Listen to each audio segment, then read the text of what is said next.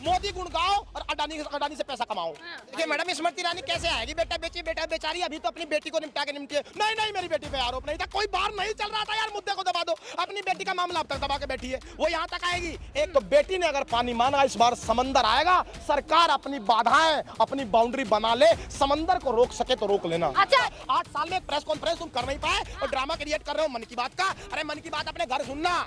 जनता कोई बयान गलत निकल जाए तो ये समझ लेना एक मुर्दा आदमी बोल रहा था। मुझ में सांस तो चल रही है, लेकिन जिसकी बेटी और बहन का सम्मान चला जाए ना, उसे होश नहीं हुआ करता। इसमें कसाब ने भी यही कहा था, मुझे फांसी मत दो, मैंने संसद पे हमला नहीं किया, मैं निर्दोष हूँ। एक बात ध्यान रखिए, आपने घर के बाहर आकर के रोड रोक देंगे अगर इन बेटियों के साथ कुछ हुआ तो ये।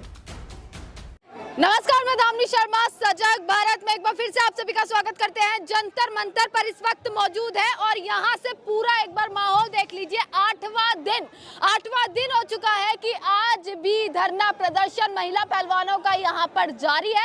और सबसे बड़ी बात कि देश भर से अब समर्थन मिल रहा है, चाहे विपक्षी तमाम नेता हो या आम जनता हो, अब हर कोई यहाँ जंतर मंतर पर पहुंच रहा है और अपना समर्थन यहाँ पर दे रहा है। इसी के बीच जो है ब्रजभूषण को लेकर एक तमाम अपडेट यही आई, पॉक्सो एक्ट लगा, एफआईआर दर्ज हुई, परंतु सबसे बड़ा सवाल जो इन लोगों का है वो है कि आखिरकार गिरफ्तारी कब होगी। जो लड़ाई इनकी है वो है कि गिरफ्तारी होनी चाहिए, सजा मिलना चाहिए। इसी के बीच जो है तमाम लोग हमारे साथ बातचीत करने के लिए। क्या नाम है सर आपका? शुभम मलिक। शुभम मलिक, मुझे बताइए कहाँ से आए हैं? पहले मैडम मैं उत्तर प्रदेश से आया हूँ और समर्थन देने आए हैं। उससे पहले कि ये इंटरव्यू आगे बढ़े, हाँ। मैं आपको शुभकामनाएं देना चाहता हूँ कि आपकी बड़ी बुलंद आवाज है। अच्छा। पहले इंटरव्यूअर देखिए जिसकी लड़की की बड़ी बुलंद आवाज है, और मैं आपसे ये वादा भी करता हूँ कि जो बुलंद आवाज आपकी है इसको कभी दबने नहीं देंगे। भारत सरकार तो छोड़ो, तमाम ये गुंडे भी इकट्ठे होने आ जाएंगे, इस देश की लड़कियों की आवाज आपकी तरह ऐसे ही बुलंद रहेगी, दबने नहीं देंगे, ये वादा आपसे रहा। चलिए, ये तो बहुत अच्छी बात है, शुक्रिया आपका। पर इसी के साथ जो है आप यहाँ पर तमाम पूरा माहौल देख रहे हैं। एक बड़ी बात कि आखिर गिरफ्तारी कब होगी। सबसे पहले मन की बात सुनी आज आपने या नहीं सुनी, ये बता दीजिए। देखिए, मन की बात हमने वो सुनी जो ये देश भी नहीं सुन पाया। हाँ। जो प्रधानमंत्री कहते हैं वो थोड़ी है उनके मन में। हाँ। वो तो कभी कहते ही नहीं जो सच है। सच हम बता रहे हैं क्या है। सच ये है कि अगर आप भारतीय जनता पार्टी की चौखट पर जाकर के अपना मस्तक रख देते हैं तो तब आप वहां एक वॉशिंग मशीन में धुलाई के कारण हिस्ट्री सीटर होते हुए भी युग पुरुष घोषित किए जाएंगे, और उसके बाद आपको भी एक ही काम सौंपा जाएगा, मोदी गुण गाओ और अडानी से पैसा कमाओ।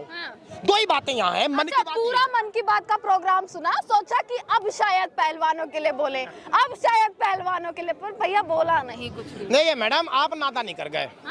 हम तो पहले से जानते थे कि वो बोल नहीं पाएंगे। जिस आदमी को बोलना होता है ना, वो इस तरह के हथकंडे नहीं अपनाता मन की बात के। वो 50 रिपोर्टर को सामने बैठाता है और बोला कलेजा हो तो पूछो जो सवाल पूछना है। इस देश का प्रधानमंत्री सामने बैठा है, जनता का वकील सामने बैठा है, हर चीज का जवाब दूंगा। 8 साल में एक प्रेस कॉन्फ्रेंस तुम कर नहीं पाए और ड्रामा क्रिएट कर रहे हो मन की बात का। अरे मन की बात अपने घर सुनना, जनता की सवाल सुनो, जनता की बात सुनो। राजनीति का कौन सा शस्त्र है, शास्त्र है जो ये कहता है कि राजनेता अपने मन की बात कहेगी? हमने तो यही सुना था कि राजनीति वो नीति है जहां जनता की आवाज सुनी जाती है। पहली बार सुना है कि भारत के अंदर जनता की आवाज से कोई मतलब नहीं, प्रधानमंत्री अपनी ही मन की बात कह लेंगे और जनता को वो पसंद भी आ रही है। जनता के मेरी बात सुन लीजिए, आप इस देश में सर्वे करा लीजिए कि कितने लोगों ने सारी मन की बात आज तक सुने हैं, और उस शख्स से मुझे मिला दो। देखो, भाजपा का जो कार्यकर्ता है, जो आदमी पद पे बैठा है, उसकी तो मजबूरी है बेचारे की। उसे कुर्ता पहनने का हक भाजपा में तभी मिलता है जब वो मोदी गुणगान करे, तो उसने तो सुनी होगी।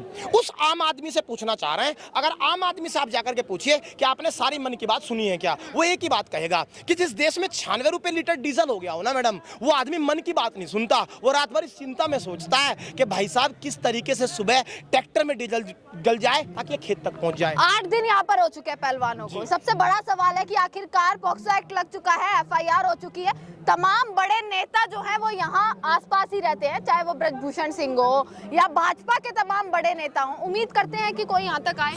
स्वाति मालीवाल क्यों नहीं आई? महिला सुरक्षा के आप लोग भाई महिलाओं के साथ बैठना चाहिए उनको, ठीक है। जब तो स्मृति ईरानी भी नहीं आई। देखिए मैडम, स्मृति ईरानी कैसे आएगी? बेटा बेचारी अभी तो अपनी बेटी को निपटा के निपटी है। नहीं मेरी बेटी पे आरोप नहीं था, कोई बार नहीं चल रहा था यार, मुद्दे को दबा दो। अपनी बेटी का मामला अब तक दबा के बैठी है, वो यहाँ तक आएगी। एक बात सुन लीजिए, आप जाना, इस देश की मीडिया ने सवाल पूछना छोड़ दिया, इस देश का बेड़ा गर्क ही हुआ। जाओ अगर किसी मीडिया वाले में हिम्मत है और जाकर के स्मृति ईरानी की चौखट पर जाकर सवाल दागो कि रोहित वेमुला के मर्डर के टाइम आप इस देश की लोकसभा में खड़े होकर रोती हुई ये कह रही थी कि मैं एक माँ हूं और मैं बच्चे का दर्द जानती हूं। ये बच्चे किसके हैं? कहां गई वो माँ और कैसे मर गई वो ममता कि जब तुम्हारे घर के चौखट के सामने इस देश की वो बेटी बैठी थी जिसने तिरंगा ओढ़ करके तुम्हारे प्रधानमंत्री को, तुम्हारे इसलिए कह रहा हूं, हमारे होते तो यहां जाते, तुम्हारे प्रधानमंत्री को, आपके नहीं है यानी? नहीं, हमारे होते तो यहां जाते। अच्छा, हमारी बेटी का सम्मान चला गया, इज्जत चली गई। देखिए मैडम, एक बात समझ लीजिए, हम बोल पा रहे हैं लेकिन हम बेसुध हैं, हमें होश नहीं है। कोई बयान गलत निकल जाए तो ये समझ लेना एक मुर्दा आदमी बोल रहा था, मुझ में सांस तो चल रही है, लेकिन जिसकी बेटी और बहन का सम्मान चला जाए ना, उसे होश नहीं हुआ करता। हम बेसुध हैं। अब होश उसी दिन आएगा जिस दिन इस तरह के गुंडे को, जिसने कुकर्मों का कुआं खोदा है 12 सालों में, इस कुएं की एक एक ईंट उखाड़ के ले जाएंगे। इतना समय क्यों लग रहा है? किस चीज का इंतजार किया जा रहा है? इतना समय लग गया है। किस विषय में? हो चुके हैं 2.5 महीने पहले भी यहाँ पर आ चुके हैं। आंदोलन की एक प्रक्रिया होती है। हाँ। आंदोलन पहले चरण में जाता है, फिर दूसरे चरण में जाता है, फिर तीसरे चरण में जाता है। देखो, हम गांधीवादी लोग हैं। हाँ। हम हथियारों से हमारा कोई संबंध नहीं। गांधी की लिखी हुई किताबों से हमने आंदोलन करने सीखे हैं। और गांधी क्या कहते हैं कि सबसे पहले चरण में आंदोलन को ले जाओ। हम पहले चरण में आए जनवरी में, ठीक है, हमने एक अल्टीमेटम दिया। हमें उम्मीद थी सरकार काम करेगी, विश्वास किया, हम यहाँ से चले गए।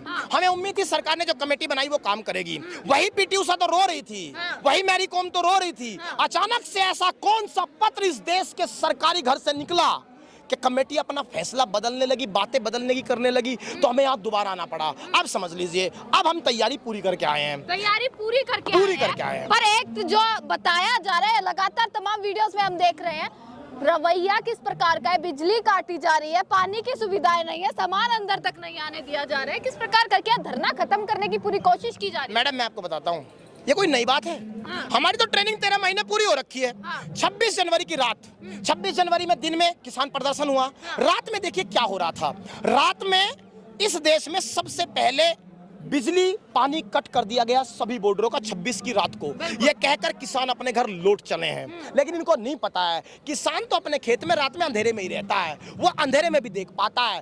पानी कट किया गया, बिजली कट की गई, लेकिन इस देश में जब 6000 7000 पुलिस बॉर्डर पर पहुंची और राकेश टिकैत वहां बैठे थे, पानी कट कर दिया गया और राकेश टिकैत ने कहा कि मुझे पानी गांव से आकर पिला दो, तो इस देश में ऐसा हुजूम हर गांव से पानी लेकर, घड़ा लेकर उठा कि सरकार की पुलिस घर पहुंच गई। इन बेटियों ने अगर पानी मांग लिया तो दिल्ली से इतिहास पानी मांगा था, लेकिन दिल्ली में समंदर आ गया था। इस बात का इंतजार रखना, दूसरे पड़ाव में आंदोलन जाएगा तो बेटी ने अगर पानी मांगा, इस बार समंदर आएगा। सरकार अपनी बाधाएं, अपनी बाउंड्री बना ले, समंदर को रोक सके तो रोक लेना। अच्छा, यहाँ के तो तमाम प्रेस कॉन्फ्रेंसेज हैं, यहाँ के बयान तो सुन ही रहे हैं। इसी के साथ ब्रजभूषण सिंह का भी आपने इंटरव्यू सुन लिया होगा।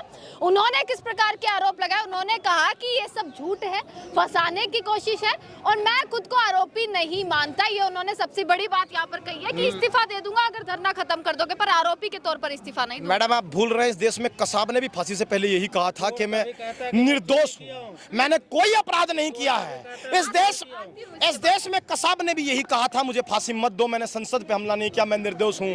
एक बात ध्यान रखिए, आपने एक इंटरव्यू बताया, पूरा इंटरव्यू बताइए। वही इंटरव्यू में कह रहे चलने तो धरना, मैं तो मजे में हूँ।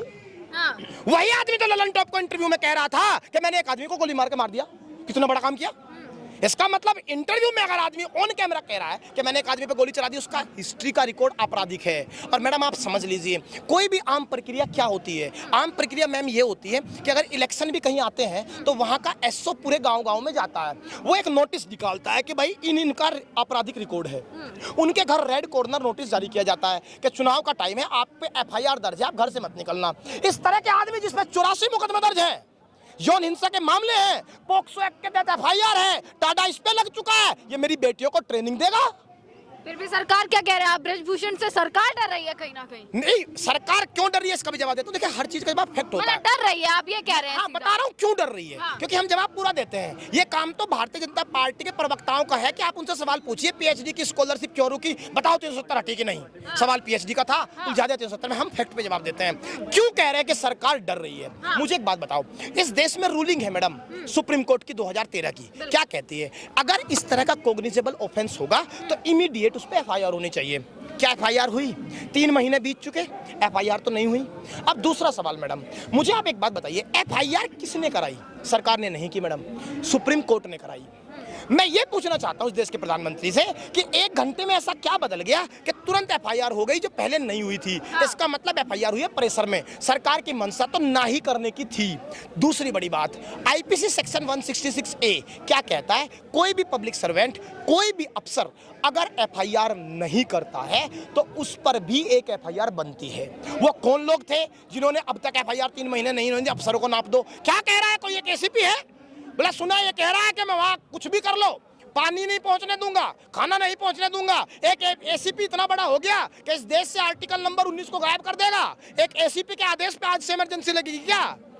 हम खाना उगाने वाले लोग हैं। मैंने फिर कहा, खाना पानी रोकोगे, 28 तारीख का मंजर याद कर लेना, उस दिन भी खाना पानी रुका था। इन बेटियों ने अगर खाना पानी मांग लिया, इससे भी बड़ा आंदोलन एक देखने को मिल सकता है अगर पूरी प्रक्रिया जो देखिए मैडम, एक बात आप जान लीजिए, एक बात आप जान लीजिए, इस आंदोलन को कभी भी भीड़ से मत आंकना।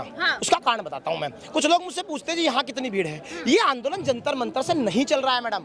जंतर मंतर तो प्रतीकात्मक रूप से यहाँ एक मौजूद हम बैठे हैं। ये आंदोलन हर चौखट से चल रहा है। बनाते हुए गौ माता को रोटी दे करके कह रही है कि देख मेरी बेटी की इज्जत आज संकट में है, तेरा राजनीति का इस्तेमाल जिसने किया हो मां किया हो, लेकिन मेरी बेटी को बचा लेना। जिस दिन यहाँ इस कोई छेड़छाड़ सरकार ने की, इस देश की हर गली बंद हो जाएगी, हर गली जाम हो जाएगी। क्यों आएंगे लोग जंतर मंतर? अपने घर के बाहर आकर के रोड रोक देंगे अगर इन बेटियों के साथ कुछ हुआ तो। ये घर से आंदोलन चल रहा है, ये आंदोलन जंतर मंतर से नहीं चल रहा है। ये तो सिर्फ रिप्रेजेंट करने का एक तरीका है कि हम अपना विरोध कर रहे हैं। तो ये आंदोलन हर घर से चल रहा है।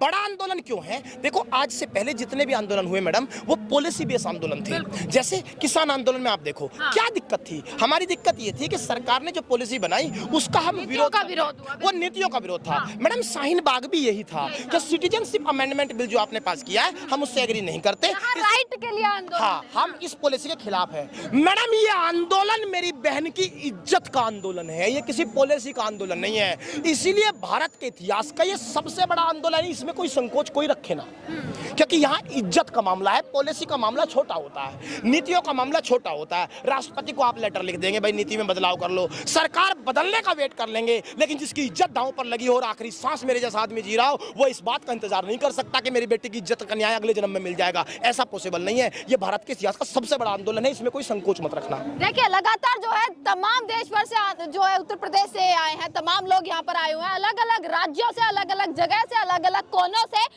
केवल समर्थन देने के लिए। और अपनी बातें जो है आपने कही है यहाँ पर, और भी तमाम यहाँ पर